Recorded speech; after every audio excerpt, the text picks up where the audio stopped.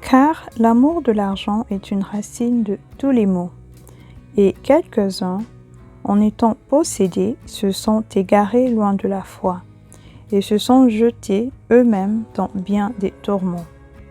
Un verset biblique provenant du premier livre de Timothée, chapitre 6, au 10e verset. Pour acquérir de l'argent et des richesses, l'être humain est capable de commettre l'impensable. Suivez la suite pour voir comment la quête pour l'argent pousse un père de famille à faire un choix infernal, immoral et sinistre.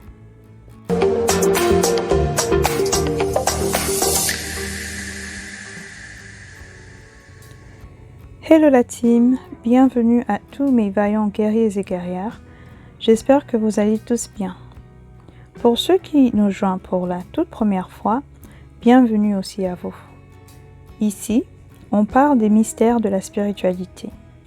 On explore les thèmes de l'au-delà, de la réincarnation, de la voyance, des phénomènes paranormaux et bien d'autres sujets liés à la spiritualité et à l'ésotérisme. Nous allons enquêter sur des cas mystérieux, des expériences étranges et des récits des gens ayant vécu des expériences incroyables. Nous allons prendre le temps d'analyser ces sujets avec un regard critique et rationnel, tout en respectant les croyances et les expériences de chacun. Et sur cette plateforme, j'ai hâte d'explorer ces mystères avec vous et de partager mes découvertes et mes réflexions les plus profondes. Et on plonge dans le sujet d'aujourd'hui. Nous sommes à Accra, dans Ghana, le 3 juin 2022. Cet homme qui se fait arrêter s'appelle Monsieur Evans Opong.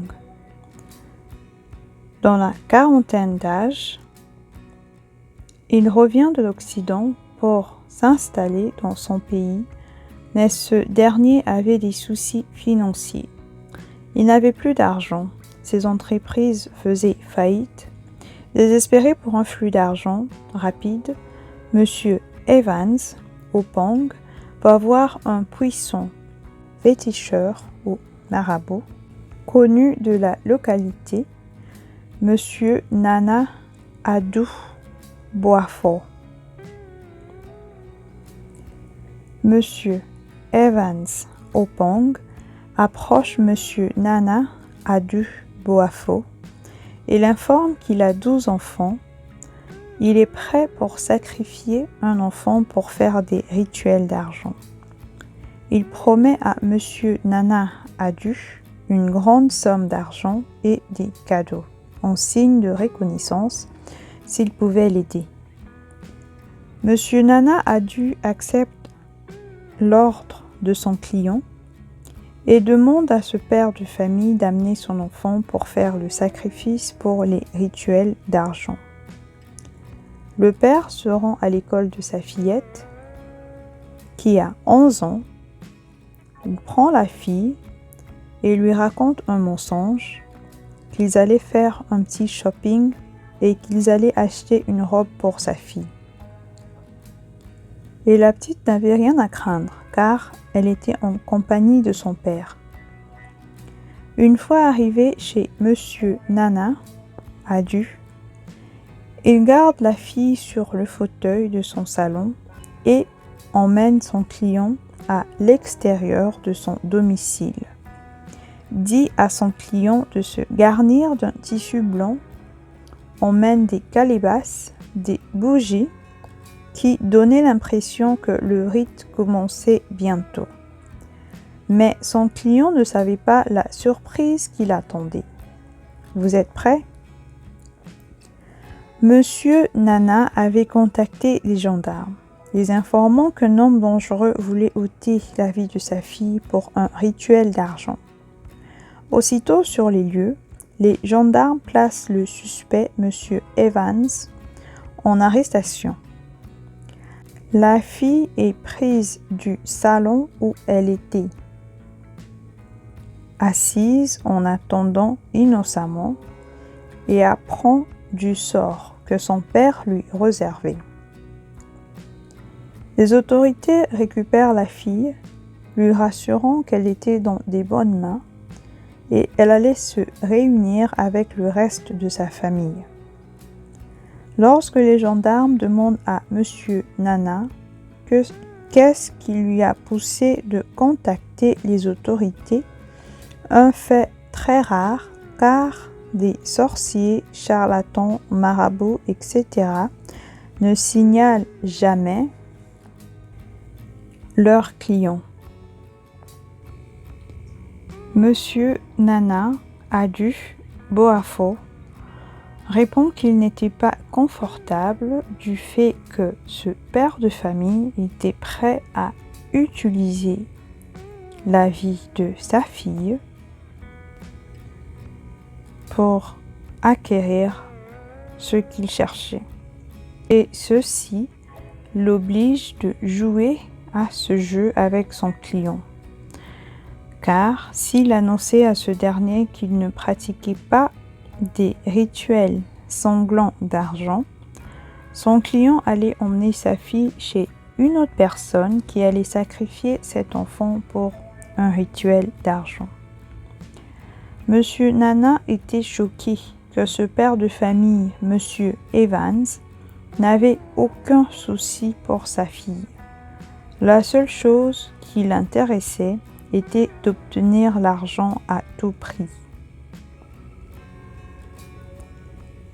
Le procureur informe au tribunal d'Accra que le suspect vécut en Hollande pour plusieurs années et décide de s'installer à Ghana il y a un an, en 2021. En mai 2022, le suspect parle avec un ami appelé Monsieur Kwame qu'il avait des difficultés financières et cet ami lui suggère une purification spirituelle pour améliorer sa situation. Monsieur Kwame introduit Monsieur Evans à un certain Monsieur Nana Fosu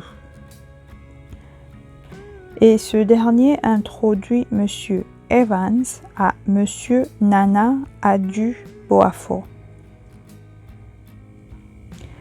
qui faisait des traitements traditionnels, un spiritualiste. Et la rencontre entre Monsieur Evans et Monsieur Nana se passe le 29 mai dans la région d'Oyibi pour des rituels de gain d'argent. Monsieur Nana Adu Boafo accepte de faire ce rite sur son client et demande à Monsieur Evans d'aller se procurer un python d'une personne qui se trouve dans la région de Kassoa pour faire ce rite d'argent.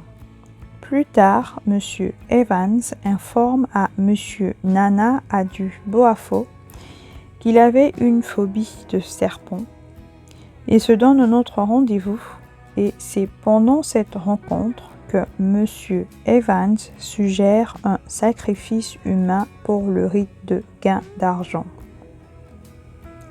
Monsieur Nana Adu Boafo fera semblant d'être intéressé et demande la date de naissance des 2 derniers enfants de Monsieur Evans Opong pour déterminer lequel serait accepté comme sacrifice. Le 31 mai, Monsieur Evans livre la date de naissance de ses 2 enfants à Monsieur Nana Adu et ce dernier contacte la gendarmerie de la région d'Oyibi pour les informer d'un père voulant sacrifier son enfant et les gendarmes demandent à Monsieur Nana Adu Boafo de jouer au jeu jusqu'à ce que Monsieur Evans amène la victime pour être sacrifié et là il sera arrêté. Monsieur Nana annonce à son client qu'il avait vérifié les dates de naissance spirituellement. La victime est sélectionnée. Le matin du 3 juin 2022, le suspect emprunte la voiture de son grand frère pour procéder à son plan machiavélique qui se déroule dans la vidéo que vous avez vue. Cette histoire est écœurante. Quand un enfant n'est pas en sécurité avec son père, en qui devons-nous faire confiance? Si un père tue sa conscience et son humanité pour l'argent, sans pitié pour sa progéniture, le monde est vraiment à l'envers. La morale de l'histoire, faites attention avec tout le monde dans votre entourage. On vit dans un monde plein d'orages, des marécages et des sables mouvants. Que Dieu nous protège de tout mal et de tout danger. N'oubliez pas de vous abonner et de cliquer sur la cloche de notification pour être informé de mes prochaines vidéos. Merci de me rejoindre et partagez vos réflexions en commentaire. À très bientôt. Ciao, que Dieu vous bénisse.